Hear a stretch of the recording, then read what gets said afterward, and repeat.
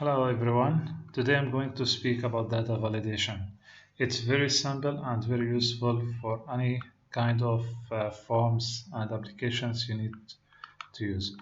Uh, we have an example of cars brands, BMW, Toyota, and Nissan. So in order to do selecting the brands from here and show its model based on the selection, we have to first create the tables. So you select the complete list here of the brands, go insert table and say my table has a header which is brand. Say OK. You can do the same for the rest. OK, and for Toyota also insert table. OK, and Nissan too. OK. By the way, you need to rename the table the same as the header name. It will be very easy to find and identify the location of the table. Enter. Then once again also for BMW.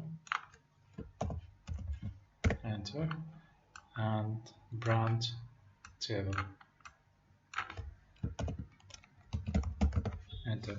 So what we need to do here in brand, we need to go to data and select data validation from here to allow the list, and the source would be brand table, and say OK. So from here we can select the car. So whenever I select the brand, I need here to show me the list of the models of that selected car. So for the model we need to do the same but with different